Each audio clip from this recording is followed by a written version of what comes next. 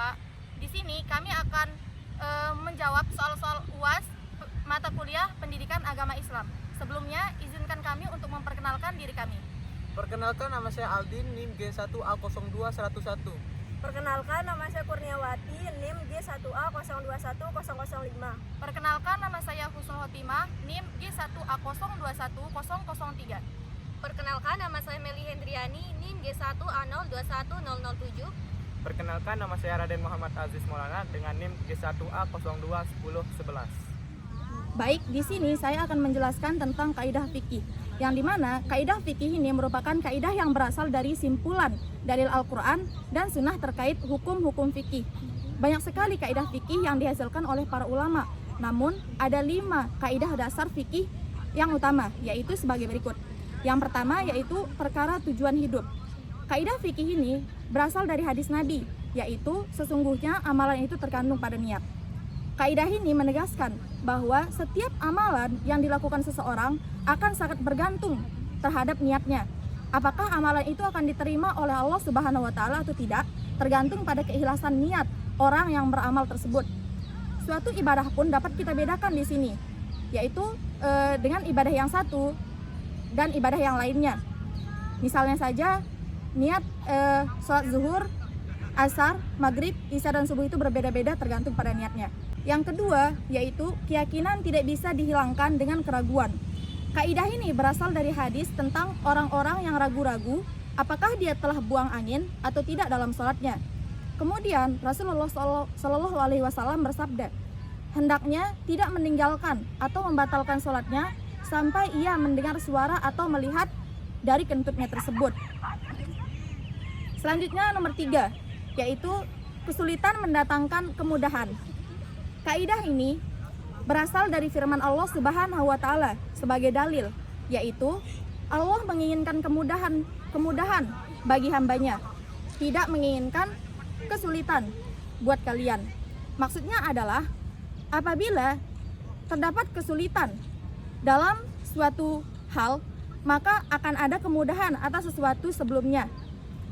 Dengan kaidah ini memberitahukan kepada kita bahwa berbagai macam keringanan dalam beribadah apabila seseorang muslim mengalami kesulitan. Misalnya saja keringanan dalam sholat, yaitu keringanan berupa orang yang sakit, maka akan dipermudah, yaitu dapat melaksanakan sholat dengan duduk atau berbaring. Kemudian nomor 4, yaitu kemudaratan hendaknya dihilangkan. Kaidah ini hadir dari observasi ulama terhadap hadis Rasulullah SAW yang mengatakan, janganlah memberikan kemudaratan kepada orang lain dan juga diri kalian sendiri. Dengan adanya dalil ini, maka seseorang diperbolehkan melakukan sesuatu yang sebelumnya dilarang untuk menghindari kemudaratan yang lebih besar. Dengan adanya dalil ini, maka seseorang diperbolehkan melakukan sesuatu yang sebelumnya dilarang untuk menghindari kemudaratan yang lebih besar. Misalnya saja orang yang sedang berada di dalam keadaan yang sangat lapar. Ia dapat memakan makanan yang haram untuk menghilangkan rasa laparnya dengan syarat tidak ada makanan lain selain makanan yang haram tersebut. Dan jika ia tidak makan, maka ia akan mati. Selanjutnya nomor 5, yaitu adat atau kebiasaan bisa menjadi landasan hukum. Islam sangat menghargai budaya atau adat yang dianggap baik, termasuk dalam kaidah fikih. Termasuk dalam kaidah fikih ini adalah penetapan masa haid, besaran nafkah, kualitas bahan makanan untuk kafarat, dan akad jual beli. Baik, selanjutnya yaitu implementasi kaidah dasar fikih. Yang pertama yaitu salat 4 rakaat bisa jadi salat zuhur atau salat asar tergantung pada niatnya. Yang kedua yaitu salat dengan duduk atau berbaring bagi orang yang sakit. Yang ketiga yaitu ketika ragu-ragu dalam sholat dan kita lupa apakah kita sudah 4 rakaat atau masih dalam keadaan 3 rakaat, maka di sini hendaklah kita membuang keraguan dan menetapkan hati kita atas apa yang telah kita yakini. Yang keempat yaitu haramnya makanan yang diharamkan menjadi hilang jika seseorang tidak mendapatkan satu makanan pun, dan jika ia tidak memakannya maka ia akan mati. Dan yang kelima yaitu sahnya akad jual beli tanpa ucapan eksplisit aku jual dan aku beli dalam sistem jual beli modern. Di sini saya akan menjawab persoalan nomor 2. Sebutkan dan jelaskan maksud syariah dan 5 contoh implementasi maksud syariah. Maksud syariah jika diartikan dalam bahasa yang berarti tujuan syariah. Tujuan utama dari maksud syariah adalah merealisasikan kemanfaatan untuk umat manusia. Syariah diturunkan Allah bertujuan untuk mencapai tujuan tertentu. Maksud syariah sangat penting untuk umat manusia, berguna baik dalam unsur akhirat maupun unsur dunia. Menurut Imam Asy-Syatibi, ada 5 contoh maksud syariah. Yang pertama, melindungi agama. Agama dan negara memiliki relasi yang erat dalam kehidupan bernegara di Indonesia. Pembukaan Undang-Undang Dasar 1945 alinea ketiga. Dan yang kedua, melindungi jiwa. Menjaga jiwa ini nilainya sama halnya dengan menjaga agama, menjaga akal, pikiran, harta, dan juga keturunan. Di sini saya akan menjawab pertanyaan nomor 3. Mengapa bisa muncul perbedaan-perbedaan tersebut? Sebutkan contoh-contoh kelompok tersebut. Kelompok mana yang menurut kalian benar? Bagaimana kita menyikapi perbedaan tersebut? Aliran-aliran tersebut muncul dikarenakan banyaknya perbedaan pendapat di antara orang-orang, sehingga menganggap diri sendirilah yang paling benar, sehingga menimbulkan aliran-aliran yang sesat dan tidak sesuai dengan ajaran Islam. Dan adanya pergolakan politik dalam negeri, kemudian mengalirnya pemikiran non-muslim, kemudian masalah akidah dan perbedaan pemahaman takdir.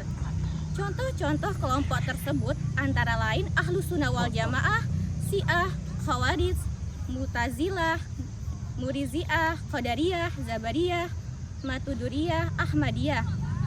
Dan menurut kami, kelompok yang sesuai dengan syariat Islam adalah Ahlus Sunnah wal Jamaah, karena aliran ini mengikuti dan berpegang teguh terhadap sunnah Nabi dan sunnah Khulafaur Rasyidin setelahnya. Isi pokok pemikiran ini dalam aliran ini ialah mengenal sifat Allah Subhanahu wa Ta'ala dalam masalah amaliyah dan badaniyah, terwujud dengan mengikuti 4 mazhab, yaitu mazhab Hanafi, Maliki, Syafi'i, dan Hambali.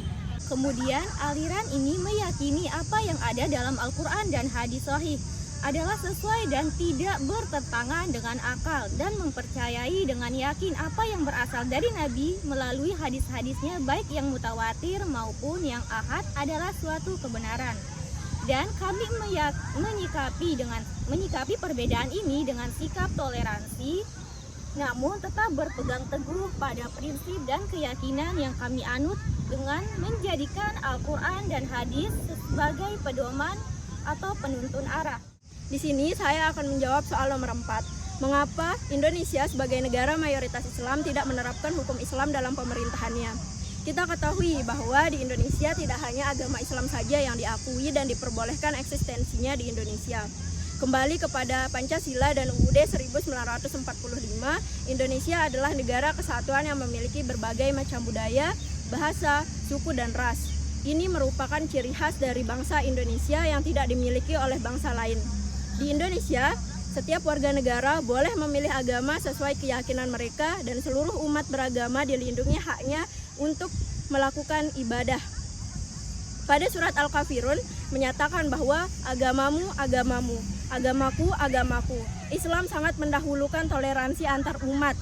Jadi jika Indonesia dirubah menjadi negara Islam akan sangat tidak tepat, karena banyaknya perbedaan yang ada di Indonesia. Justru perbedaan inilah yang menjadikan Indonesia kuat persatuan dan kesatuannya. Saya akan menjawab soal nomor 5. Islam sebagai agama yang dibawa oleh Nabi Muhammad SAW sekitar 1400 tahun yang lalu dan masih eksis sampai sekarang. Apa yang membuat agama Islam tetap eksis dan bagaimana Islam menghadapi perubahan zaman dan tantangan modernisasi? Berkembangnya agama Islam sejak abad 14 abad silam turut mewarnai sejarah peradaban dunia. Bahkan pesatnya perkembangan agama Islam itu baik di barat maupun di timur pada abad ke-8 sampai 13 Masehi maupun menguasai sebagai peradaban yang ada sebelumnya. Lalu Apa yang membuat Islam tetap eksis sampai sekarang? Menurut Ma'ruf Misbah, Jafar Anusi Abdullah Quraisy dan Syahid Syaroni dalam bukunya Sejarah Peradaban Islam, setidaknya ada 2 penyebab yang proses pertumbuhan peradaban Islam baik dari dalam maupun luar Islam. Dari dalam Islam, perkembangan kebudayaan dan peradaban Islam itu karena bersumber langsung dari Al-Quran dan Sunnah yang mempunyai kekuatan luar biasa. Sedangkan dari luar Islam, peradaban Islam itu berkembang disebabkan proses penyebaran Islam yang dilandasi dengan semangat persatuan, perkembangan institusi negara, perkembangan ilmu pengetahuan dan perluasan daerah Islam. Islam itu memiliki seperangkat aturan yang mengatur kehidupan. Ketika di zaman modern ada masalah yang belum ada dalilnya, maka Islam akan menggali hukum mengenai permasalahan tersebut. Islam akan sangat mampu menghadapi modern sebab Islam sudah mempunyai aturan tadi cara menghadapi tantangan modern, yaitu berpegang teguh pada Al-Quran, senantiasa menggali dan mencari tahu sebab boleh atau tidaknya sesuatu dilakukan. Baik, itulah video dari kami. Sekian, wassalamualaikum warahmatullahi wabarakatuh.